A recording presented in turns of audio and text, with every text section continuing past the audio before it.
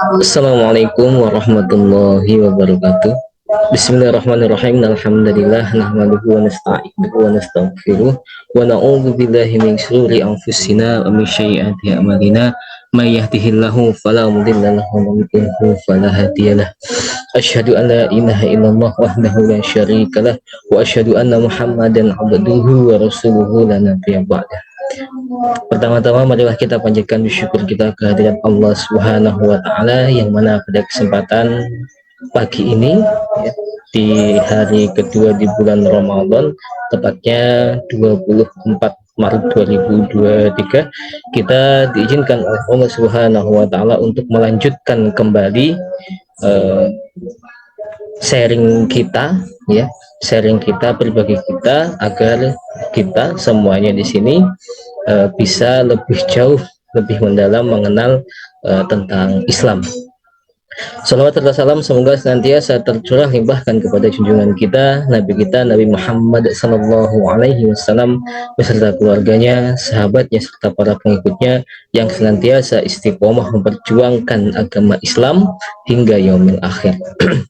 Ikhwan fillah yang dimuliakan oleh Allah Subhanahu wa taala. Adapun tema atau judul yang akan kita bahas pada kesempatan pagi hari ini yakni tentang urgensi niat yang benar. Ikhwan fillah yang dirahmati oleh Allah Subhanahu wa taala. Niat itu bisa kita ibaratkan seperti alamat surat. Kalau zaman dahulu itu kita mengenal surat dan kita ketika mengirimkan surat itu harus disertai dengan alamatnya. Nah, kalau zaman sekarang mungkin seperti nomor WA atau nomor HP ketika kita mengirimkan pesan kepada saudara kita, ketika kita mengirimkan pesan kepada orang yang menjadi tujuan yang ingin kita sampaikan pesan kita kepada mereka. Nah, niat itu juga sama seperti alamat surat atau nomor HP atau nomor telepon, nomor WA begitu. Nah, apa yang terjadi jika di dalam surat itu tidak tertuliskan alamatnya? Apa yang akan terjadi jika kita mengirim pesan tapi kita tidak tahu nomor WA-nya? Begitu. Tentu ya pesan tersebut tidak akan pernah sampai. Kita tidak akan mampu untuk mengirimkan pesan tersebut, baik itu surat maupun nomor WA.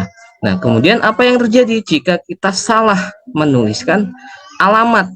Begitu. Alamat suratnya salah, kemudian alamat nomor WA-nya juga salah. Apa yang akan terjadi? Jelas yang akan terjadi, surat tersebut, pesan tersebut akan tersampaikan kepada orang lain, sehingga tidak sesuai dengan tujuan yang ingin kita kirimkan pesan tersebut. Nah, inilah ya pembahasan pentingnya atau urgensi pembahasan tentang niat. Nah, apa sih itu niat? Gitu. Nah, kita mulai dari definisi niat. Nah, niat itu secara bahasa artinya adalah al-qasdu. Al-qasdu atau artinya maksud, dan al-iradah atau artinya keinginan. Atau dengan kata lain, qasdu qulub wa iradatuhu.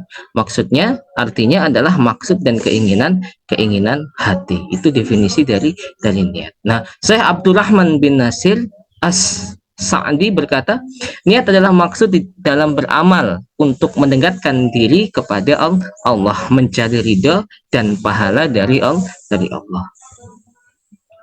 Nah, di mana letaknya niat? Nah, niat itu letaknya adalah di dalam hati. Dan Imam An-Nawawi dalam perkara ini menyampaikan bahwasanya tidak ada khilaf, tidak ada perbedaan ya dalam hal ini, dalam definisi niat, dalam letaknya niat. Jadi niat itu letaknya di dalam hati. Nah, tempat niat. Nah, dari Ibnu Taimiyah ya rahimahullah mengatakan niat itu letaknya di hati. Nah, berdasarkan kesepakatan ulama, jika seorang berniat di hatinya tanpa ia lafazkan dengan lisannya, maka niatnya sudah dianggap sah berdasarkan kesepakatan para ulama.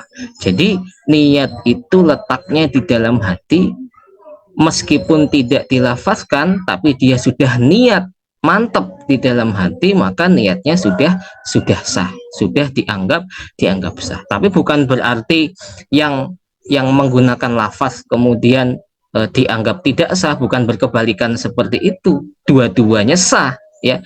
Yang niat di dalam hati tanpa melafazkan itu sah, yang kemudian niat di dalam hati kemudian dilafazkan itu tambah mantep.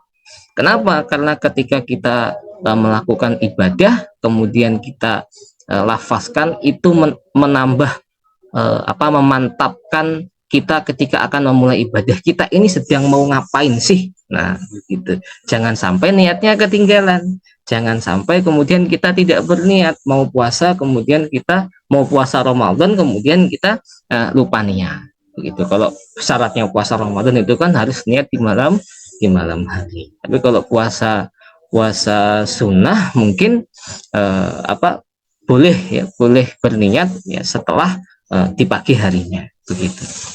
Nah, jadi sekali lagi niat itu letaknya di dalam hati, ya. Jadi sudah sah apabila meskipun tidak dilafazkan. Apabila dilafazkan itu malah menambah kemantapan di dalam hati kita. Nah, fungsi niat. Nah, jadi niat itu yang pertama fungsinya adalah untuk membedakan antara satu ibadah dengan ibadah yang lain. Contohnya adalah ibadah yang hukumnya fardu ain, ada ibadah yang hukumnya fardu kifayah, ada ibadah ya seperti sholat rawatib, ada juga ibadah yang seperti misalnya sholat witir, ada juga ya ibadah yang hanya sekedar sunnah-sunnah saja. Jadi kita bisa membedakan ya aktivitas ibadah kita ini sedang ngapain gitu. Kita sedang sholat ini berdiri menegakkan sholat ini sedang sholat apa. Oleh karena itu niatnya ya harus ditanamkan di dalam hati kita. Kita sedang niat sholat maghrib misalnya begitu. Jadi niat itu harus dimunculkan di dalam hati. Nah, kalau tidak ada niatnya ya sama seperti alamat surat tadi, alamat WA tadi, tentu ya tidak sesuai, tidak akan sampai kepada maksud dan tujuan kita. Begitu. Nah, kemudian fungsi yang kedua adalah untuk membedakan antara ibadah dengan kebiasaan. Nah, contohnya puasa. Puasa berarti meninggalkan makan dan minum dan hal-hal yang lainnya yang membatalkan puasa. Namun ya terkadang ada orang yang juga meninggalkan makan dan minum hanya karena kebiasaan atau hanya karena ingin diet. Niatnya hanya untuk diet.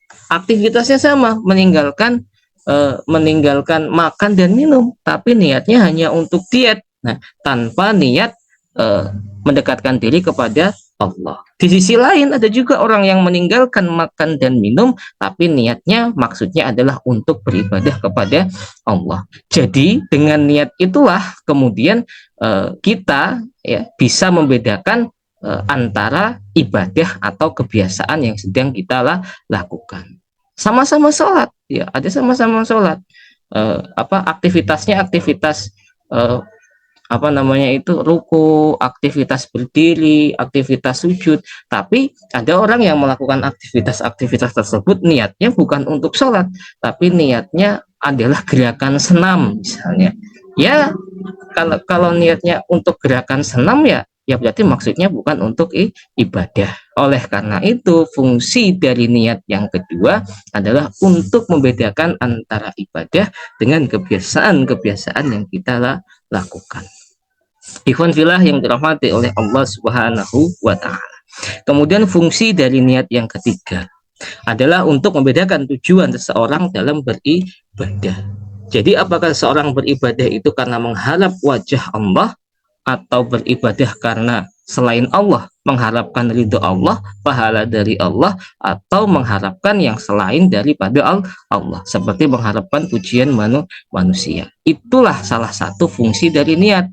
Contoh, misalnya ada seseorang yang niat sholat ya, melaksanakan sholat tujuannya benar-benar untuk beribadah kepada Allah, kemudian dilafazkan melalui lisannya usolli fardhus subhi misalnya seperti itu, saya berniat sholat subuh. Ada juga orang lain yang kemudian sama-sama melaksanakan aktivitas sholat subuh, ya, di tempat yang sama, mungkin di waktu yang sama, dalam jamaah yang sama, tapi niatnya hanya untuk mendapatkan pujian dari orang lain, hanya untuk supaya apa, disangka ahli ibadah misalnya, seperti itu, hanya untuk mendapatkan pujian gelar apa, ahli sholat misalnya, sebagai orang alim dan lain sebagainya.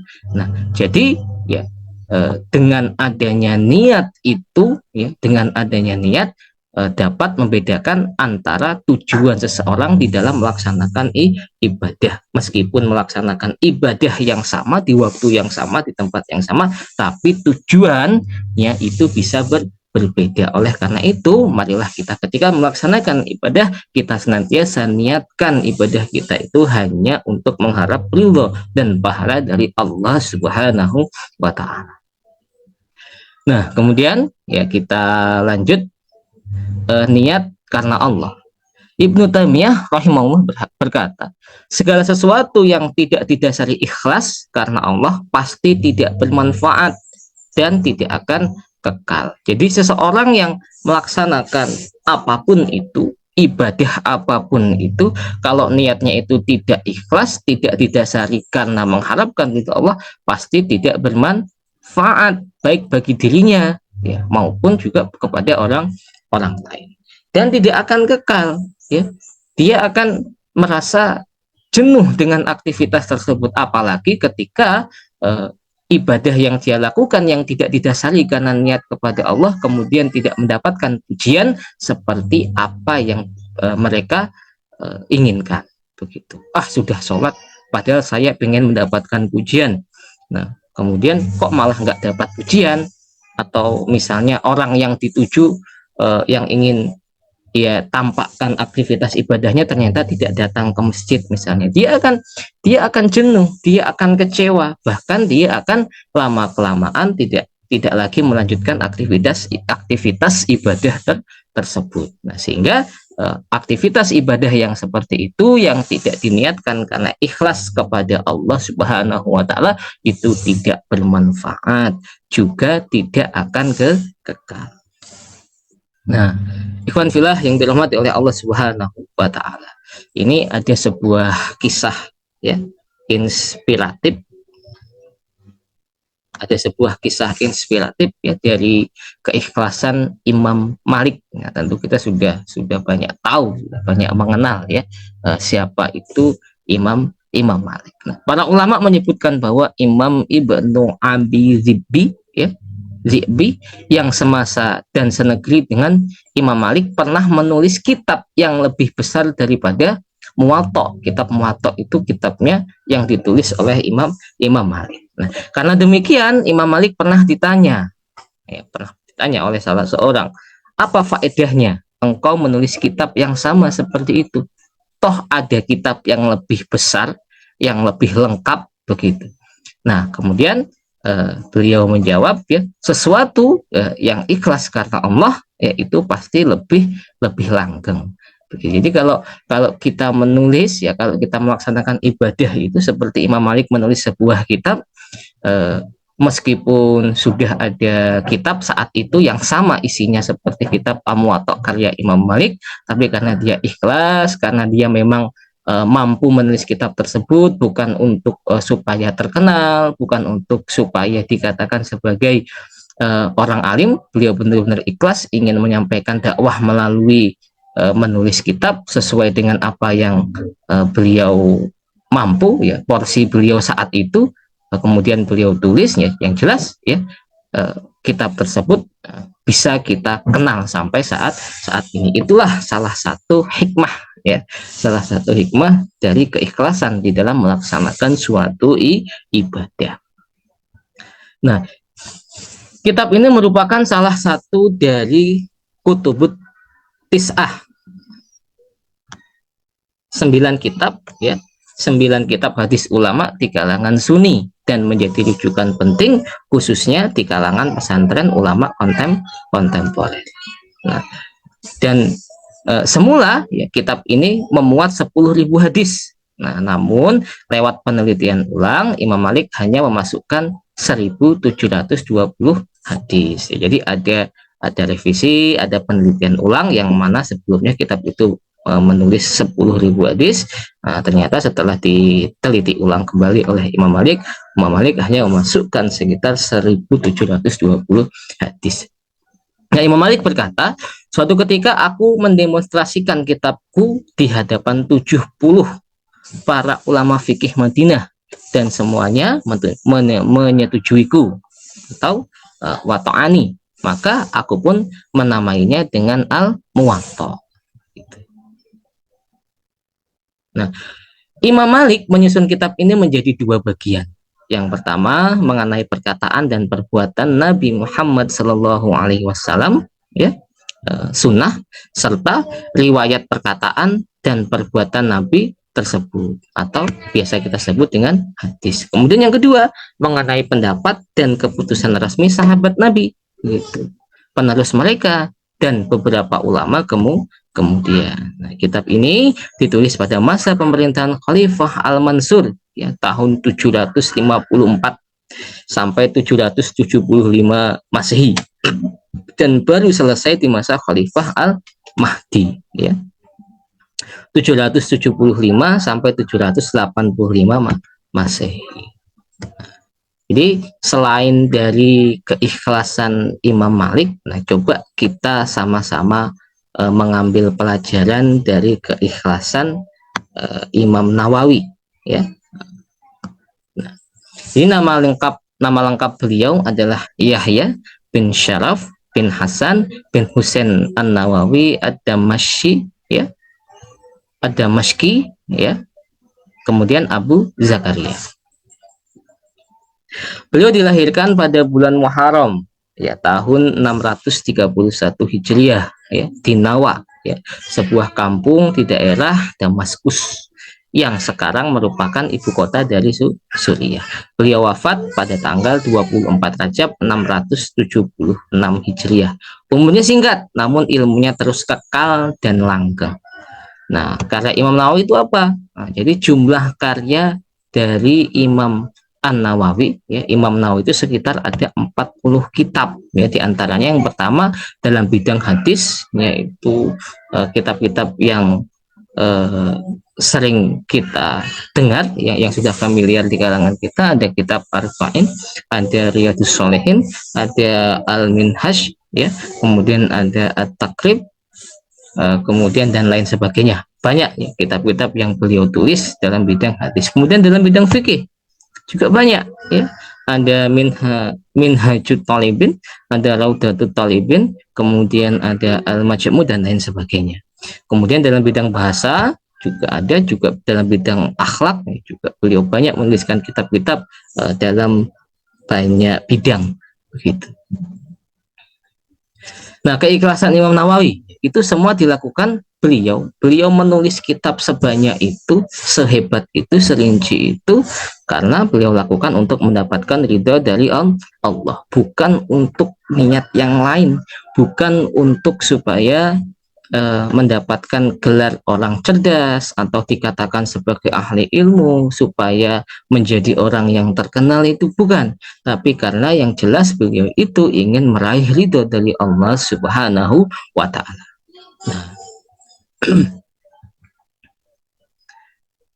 lantas bagaimana apabila ketika kita melaksanakan suatu ibadah kemudian kita salah, ya, salah menanamkan niat kita di dalam hati.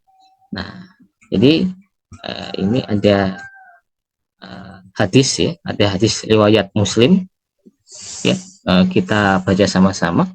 Abu Hurairah pernah berkata, aku telah mendengar Rasulullah Shallallahu Alaihi Wasallam bersabda, sesungguhnya manusia pertama yang diadili pada hari kiamat adalah orang yang mati syahid, nah, di jalan Allah. Ia didatangkan dan diperlihatkan kepadanya kenikmatan-kenikmatan yang diberikan di dunia. Lalu ia pun mengenalinya. Allah bertanya kepadanya, amal apakah yang engkau lakukan dengan nikmat-nikmat itu? Ia menjawab, aku berperang semata-mata karena engkau, ya Allah, sehingga aku mati syahid. Allah berkata, engkau dusta. engkau berperang supaya dikatakan sebagai orang yang gagah. Nah, memang demikianlah yang telah dikatakan tentang dirimu. Kemudian diperintahkan malaikat agar menyeret orang tersebut, ya orang itu atas mukanya tertelungkup, lalu dilemparnya ke dalam neraka.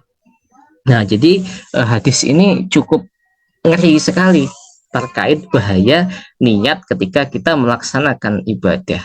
Seorang yang ikut perang, ya, untuk membela agama Allah, ya, perang untuk membela agama Allah, kemudian salah niat di dalam hatinya, ya, niatnya bukan untuk kemuliaan Islam, bukan untuk Allah, bukan untuk membela agama Allah, tapi niatnya untuk yang lainnya, niatnya supaya dikatakan gagah misalnya, atau niat-niat yang lain misalnya, supaya mendapatkan wanita yang dia inginkan misalnya, seperti itu. Ada yang niat-niat seperti itu. Nah, mereka yang menanamkan niat di dalam hatinya seperti itu tentu tidak mendapatkan manfaat apa-apa, tidak akan mendapatkan balasan pahala apa-apa dari Allah. Bahkan oleh Allah Subhanahu wa taala, karena kesalahan niat tersebut, ya, berdasarkan hadis ini, mereka kemudian dilemparkan oleh Allah, ya, dilemparkan oleh malaikat, ya, masuk ke dalam neraka. Nauzubillah summa nauzubillah. Kemudian bahaya dari salah niat ini masih dalam satu hadis, ya, lanjutan dari hadis yang tadi. Nah, berikutnya, ya, ini lanjutannya tadi. Berikutnya, orang yang diadili adalah orang yang menuntut ilmu dan mengajarkannya serta membaca Al-Quran. Ia didatangkan dan diperlihatkan kepadanya kenikmatan-kenikmatannya serta ia pun mengakuinya. Kemudian Allah menanyakannya, amal apakah yang telah engkau lakukan dengan kenikmatan-kenikmatan itu? Ia menjawab, aku menuntut ilmu dan mengajarkannya serta aku membaca Al-Quran hanya karena engkau, ya Allah. Jawab dari orang yang ahli ilmu tadi, yang menuntut ilmu tadi. Allah kemudian berkata, engkau dusta. Engkau menuntut ilmu agar dikatakan sebagai orang alim atau orang yang berilmu, dan engkau membaca Al-Quran supaya dikatakan seorang qori atau pembaca Al-Quran yang baik. Gitu. Memang begitulah yang dikatakan tentang dirimu. Kemudian diperintahkan malaikat agar menyeret atas mukanya dan melemparkannya ke dalam neraka. Nah, jadi monggo, ya, sama-sama sarang-sarang, ya, kita luruskan niat kita di dalam melaksanakan ibadah kepada Allah. Sudah banyak contoh, ya, sudah ada 2 contoh, ya, dari hadis ini. Yang kedua ini terkait tentang orang yang belajar kemudian mengajarkan Al-Quran.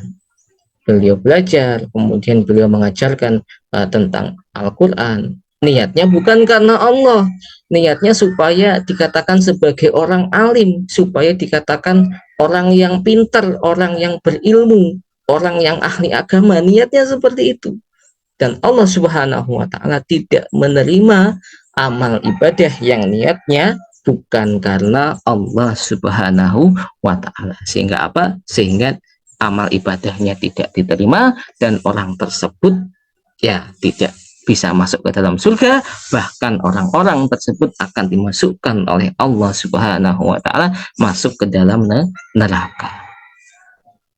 Nah, kemudian berikutnya, ya, yang diadili adalah orang yang diberikan kelapangan rezeki, ya, dan berbagai macam harta benda. Ini jadi kisahnya tentang orang kaya.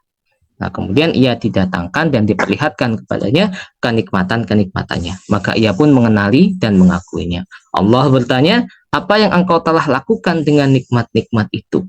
Dia menjawab, aku tidak pernah meninggalkan sedekah, tidak pernah meninggalkan infak pada jalan yang engkau cintai. Melainkan, ya, pasti aku melakukannya semata-mata karena engkau, semata-mata karena Allah. Allah berkata kepada orang tersebut, engkau dusta, gitu. Engkau berbuat yang demikian itu supaya dikatakan sebagai orang yang dermawan, ya, yang murah hati, gitu. Dan memang begitulah yang dikatakan tentang dirimu. Kamu sudah mendapatkan gelar itu dari tetangga-tetanggamu, dari orang-orang di sekitarmu sudah mengenalimu dengan gelar yang seperti itu, begitu. Nah, karena dia sudah salah niatnya tadi dan dia mendapatkan apa yang tidak ia dapatkan berdasarkan niat tadi, kemudian Allah Subhanahu wa taala memerintahkan malaikat agar menyeret atas mukanya dan melemparkannya ke dalam api neraka. Oleh karena itu, mari kita berhati-hati ya. Ini contoh yang berikutnya ini ketika kita memberikan infak, memberikan sedekah ya. Ketika kita memberikan infak, ketika memberikan sedekah, marilah kita tata niat kita. Niat kita hanya untuk mengharapkan ridho dan pahala dari Allah Subhanahu wa taala dan tidak untuk niat yang lainnya. Apalagi hanya untuk mendapatkan pujian. Yang jelas niat yang seperti itu akan membuat ibadah kita, sedekah kita menjadi sia-sia. Ikhwan fillah yang dirahmati oleh Allah Subhanahu wa taala, ya. Bahaya salah niat ya. Yang berikutnya ya, ini ada hadis riwayat Tirmizi ya. Artinya siapa yang menuntut ilmu untuk menandingi para ulama atau mendebat orang-orang bodoh atau memalingkan pandangan-pandangan manusia kepadanya, maksudnya supaya orang itu kagum, memalingkan pandangan-pandangan kepadanya itu supaya kagum kepada orang tersebut, maka Allah akan memasukkannya ke dalam neraka. Jadi ketika kita menuntut ilmu agama itu tujuannya itu jangan untuk debat, menandingi para ulama, menyaingi para ulama, itu tidak perlu begitu. Apalagi untuk mendebat orang-orang yang bodoh, orang-orang yang tidak berilmu, buat apa gitu. Apalagi diniatkan untuk supaya orang-orang itu kagum kepada kita gitu. Maka Allah Subhanahu wa taala akan masukkannya ke dalam api neraka. Itulah bahaya niat yang berikutnya. Monggo kita sama-sama menuntut ilmu untuk apa? Untuk kita fahami, kemudian kita terapkan. Kemudian kita juga diwajibkan oleh Allah Subhanahu wa taala untuk menyampaikan dakwah kepada orang-orang di sekitar kita. Tujuannya apa? Tujuannya untuk memberikan nasihat yang baik, mengajak mereka dari jalan yang salah, yang keliru, supaya sama-sama menjadi baik, supaya sama-sama masuk ke dalam surganya Allah Subhanahu wa taala, bukan untuk memalingkan wajah mereka supaya kagum dengan kita, supaya mendapatkan pujian dari orang-orang di sekitar kita. Ikhwan fillah yang dirahmati oleh Allah Subhanahu wa taala. Bahaya salah niat yang berikutnya ya, ini disampaikan di dalam hadis riwayat Hakim ya.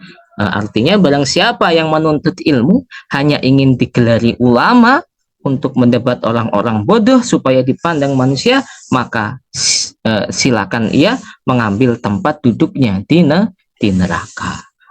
Jadi ini hadis untuk memperkuat ya, memperkuat hadis yang sebelumnya tadi. Kalau kita menuntut ilmu supaya kita mendapatkan gelar ulama, supaya kita dipanggil orang alim, supaya kita dipanggil kiai misalnya, supaya kita dipanggil ustadz, atau mungkin kita memiliki niat yang lain supaya mendebat orang-orang yang bodoh ya, atau supaya dipandang, supaya dikagumi oleh manusia, maka Allah Subhanahu wa taala menyampaikan bahwasanya dia sudah mengambil satu tempat duduk di neraka. Nah, kemudian menuntut ilmu yaitu sebaiknya harus karena Allah. Begitu. Siapa yang menuntut ilmu ya, yang seharusnya ditujukan hanya mengharap wajah Allah Azza wa Jalla, namun ternyata ia tidak menuntut ilmu kecuali untuk mendapatkan sedikit dari kenikmatan dunia, maka ia tidak akan mencium bau surga pada hari kiamat. Jadi kalau kita ya menuntut ilmu bukan karena mengharapkan wajah Allah, bukan karena mengharapkan ridho dari Allah Subhanahu wa taala, maka kita disampaikan oleh Allah Subhanahu wa taala itu tidak bisa mencium baunya surga. Padahal baunya surga itu ya dalam penjelasan yang lain itu bisa dideteksi ya, dalam jarak yang sekian-sekian. Maksudnya dalam jarak yang jauh itu bisa tercium baunya. Nah, ini orang yang sudah menuntut ilmu agama namun dia tidak niat karena Allah, maka tidak bisa mencium baunya surga. Alhamdulillah. Ikhwan fillah yang dirahmati oleh Allah Subhanahu wa taala. Aktivitas belajar, aktivitas menuntut ilmu, ya aktivitas ibadah, ya belajar untuk ibadah, ya, dan mengajar juga adalah untuk ibadah. Aktivitas belajar, aktivitas mengajar itu adalah diniatkan untuk beribadah kepada Allah. Imam Ahmad ditanya mengenai apa niat yang benar di dalam belajar. Beliau menjawab, niat yang benar dalam belajar adalah apabila belajar tersebut diniatkan untuk dapat beribadah kepada Allah dengan benar dan untuk mengajari yang lainnya. Jadi mari ya sama-sama ya kita niatkan di dalam hati kita ketika kita belajar, ketika kita menuntut ilmu, ya ilmu apa saja, ilmu pengetahuan maupun ilmu agama, kita niatkan hanya untuk beribadah kepada Allah. Ketika kita mengajar pun begitu, jangan sampai salah niat sehingga kita termasuk kategori orang-orang yang kemudian dimasukkan oleh Allah Subhanahu wa taala ke dalam neraka. Begitu pula sebaliknya, kita niatkan untuk beribadah kepada Allah supaya Allah Subhanahu wa taala menjadikan kita termasuk golongan orang-orang yang layak masuk ke dalam surga. Nah, ikhlas itu sebagai sebab ya derajat yang tinggi. Syekh Shalih Al-Utsaimin ya hafizullah menasihatkan, tidaklah para salafus sholih itu ya generasi terdahulu, generasi awal ya sahabat tabi'in, kemudian tabi'ut tabi'in itu mereka itu unggul dan sampai pada derajat yang tinggi melainkan karena sebab ikhlasnya mereka saat menuntut ilmu. Jadi ketika menuntut ilmu itu mereka niatkan ikhlas begitu karena mengharapkan pahala dari Allah Tuhan semesta alam, bukan untuk niat yang lain. Sehingga apa? Sehingga derajat mereka itu tinggi ya di hadapan manusia juga di hadapan Allah Subhanahu wa taala. Nah, jatah ilmu itu ya, sebanyak kadar ikhlas seseorang. Nah, Syekh Shalih Al-Utsaimin juga mengatakan seseorang itu mendapatkan jatah ilmu sebanyak kadar ikhlasnya. Ketika ia semakin ikhlas, maka semakin banyak ilmu yang kemudian masuk di dalam dirinya. Ilmu yang kemudian mampu ia fahami. Begitu pula sebaliknya, kalau dia sibuk dengan penilaian manusia, sibuk dengan pujian manusia, maka ia tidak fokus, tidak fokus untuk menuntut ilmu, hanya fokusnya untuk mendapatkan pujian manusia, sehingga jatah ilmu yang ia pahami berdasarkan apa yang dikatakan oleh Syekh Shalih Al-Utsaimin ini, dia hanya mendapatkan porsi ilmu yang kemudian sedikit, porsi ilmunya sedikit, tapi kemudian gayanya, bahasa kita ya, gayanya itu kemudian seolah-olah ilmunya banyak. Kenapa? Karena mereka mengharapkan pujian dari manusia. Oleh karena itu sekali lagi ya kita niatkan ketika menuntut ilmu itu hanya ikhlas kepada Allah. Niatnya ikhlas untuk mengharapkan pahala dan ridho dari Allah. Nah, Ikhwan fillah yang dirahmati oleh Allah Subhanahu wa taala. Ternyata ya dalam melaksanakan aktivitas ibadah itu tidak cukup hanya sebatas niat yang ikhlas. Namun di dalam melaksanakan aktivitas ibadah itu kita juga harus ittiba atau mencontoh apa yang telah Rasulullah Shallallahu Alaihi Wasallam itu contohkan. Begitu. Fudail bin Iyad ya, rahimahullah mengatakan, yang namanya amalan jika niatnya ikhlas namun tidak benar, maka amalan tersebut tidak diterima. Sama halnya jika amalan tersebut itu sudah benar namun tidak ikhlas, juga amalan tersebut tidak diterima. Amalan tersebut barulah diterima jika ikhlas dan benar. Jadi syaratnya itu ada dua supaya amal ibadah kita itu diterima oleh Allah Subhanahu wa taala. Yang pertama adalah niat yang ikhlas karena Allah, yang kedua adalah caranya harus benar, harus ittiba, harus mengikuti apa yang telah Rasulullah Shallallahu Alaihi Wasallam itu contohkan. Yang namanya ikhlas berarti niatnya untuk menggapai ridha Allah. Sedangkan yang disebut benar jika sesuai dengan petunjuk dari Rasulullah Shallallahu Alaihi Wasallam. Nah, jadi bisa kita buat tabel seperti ini untuk mengoreksi aktivitas kita. Nah, kriteria amal yang soleh itu seperti apa sih? Gitu. Apakah amal-amal ibadah yang kita lakukan itu sudah termasuk amal yang soleh atau kemudian amal yang salah? Begitu.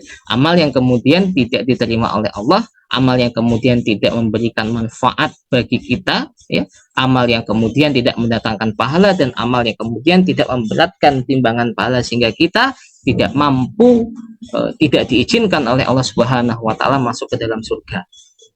Nah, jadi apakah amal kita itu sudah masuk kriteria amal soleh? Kita cek terlebih dahulu. Nah, yang pertama di sini suatu amal, ya, ini kita beri nama amal A. Ya. Amal A itu ikhlas, tapi amal A itu tidak ittiba, tidak sesuai dengan apa yang Rasulullah contohkan. Maka kalau ikhlas tapi tidak ittiba, maka amal tersebut bukanlah termasuk sebagai amal yang soleh. Nah, contohnya misalnya untuk anak-anak sekolah, ya, di SMP Satap 2 Kumai tempat saya mengajar itu misalnya, itu anak-anak mungkin dari segi niat, ya, ada yang kemudian niatnya mau melaksanakan sholat zuhur berjamaah, sudah berniat, niatnya bagus seperti itu, tapi tidak ittiba, ya, tapi ketika melaksanakan sholat kemudian dia main-main misalnya, bahkan mengganggu temannya. Jadi aktivitas sholatnya itu ya dengan cara main-main, gojekan, bahasa Jawanya seperti itu. Apakah kemudian diterima? Ternyata amal tersebut tidak diterima oleh Allah karena bukan termasuk amal soleh. Atau misalkan contoh yang lain, ya, niatnya ikhlas karena Allah melaksanakan sholat maghrib. Tapi ternyata ketika melaksanakan sholat maghrib dia lakukan sebanyak 4 rakaat. Nah, kalau kita melaksanakan sholat maghrib sebanyak 4 rakaat, apakah kira-kira diterima oleh Allah? Tentu saja tidak. Kenapa? Karena caranya tidak sesuai yang Rasulullah Shallallahu Alaihi Wasallam itu contohkan. Kemudian yang ketiga, ya, amal yang B, maksudnya yang kedua, amal yang B itu niatnya ikhlas, niatnya tidak ikhlas, maksudnya niatnya tidak ikhlas tapi sudah ittiba, sudah mencontoh. Apakah termasuk amal soleh? Ternyata tidak termasuk amal soleh, tidak diterima oleh Allah Subhanahu wa Ta'ala, dan tidak dicatat sebagai pahala. Contohnya, misalnya kita melaksanakan sholat subuh 2 rakaat, tapi niat kita salah. Niat kita hanya supaya mendapatkan pujian dari orang. Itu loh, orangnya rajin ibadah, subuh berangkat sholatnya 5 waktu, pokoknya dari subuh, maghrib, isya, zuhur, asar, itu melaksanakan sholatnya 5 waktu di masjid. Tapi tujuannya tidak ikhlas, tujuannya supaya mendapatkan pujian dari orang lain. Nah, apakah itu amal yang diterima? Apakah itu termasuk amal soleh? Ternyata bukan termasuk amal yang soleh. Suatu amal itu termasuk sebagai kriteria amal yang soleh dan diterima oleh Allah Subhanahu wa Ta'ala apabila itu niatnya ikhlas karena Allah, kemudian ittiba, tata caranya benar, barulah disebut sebagai amal yang soleh. Ikhwan fillah yang dirahmati oleh Allah Subhanahu wa Ta'ala, sebelum kita mengakhiri pertemuan kita pada kesempatan hari ini, di sini saya akan menyampaikan kesimpulan. Yang pertama adalah niat. Niat adalah maksud dalam beramal untuk mendekatkan diri kepada Allah, untuk mencari ridha Allah, dan untuk mencari pahala dari Allah. Kemudian yang kedua, tempatnya niat itu adalah di dalam hati. Kemudian yang ketiga, fungsi niat adalah untuk membedakan antara satu ibadah dengan ibadah yang lain. Kemudian untuk membedakan antara ibadah dengan kebiasaan. Kemudian yang terakhir adalah untuk membedakan tujuan seseorang di dalam beribadah. Salah niat itu berujung siksa dari Allah Subhanahu wa taala. Niat belajar adalah untuk melaksanakan ibadah yang benar dan untuk mengajarkan kepada orang lain, bukan untuk mendapatkan pujian dari orang lain. Kemudian yang keenam, ikhlas menuntut ilmu uh, menjadikan unggul dan meraih derajat yang tinggi, seperti yang dicontohkan oleh generasi-generasi dahulu, oleh salafus salih, oleh para sahabat, oleh para tabiin dan oleh para tabiut tabiin. Semakin ikhlas, semakin banyak ilmu yang diperoleh. Semakin tidak ikhlas, semakin sedikit ilmu yang kita peroleh. Ikhwan fillah yang dirahmati oleh Allah Subhanahu wa taala, demikian tadi ya pembahasan kita pada kesempatan pagi hari ini. Ya, sekali lagi apabila terdapat kesalahan ya dalam pertemuan kita pada kesempatan pagi hari ini, itu sesungguhnya sumbernya, datangnya adalah dari dalam diri saya pribadi, dan apabila ada kebenaran dari apa yang saya sampaikan, sesungguhnya itu merupakan sumbernya, datangnya dari Allah Subhanahu wa ta'ala. Saya akhiri, wabillahi taufiq wal hidayah, wa minal usuli syafa'ah, ihdinas siratal mustaqim. Wassalamualaikum warahmatullahi wabarakatuh.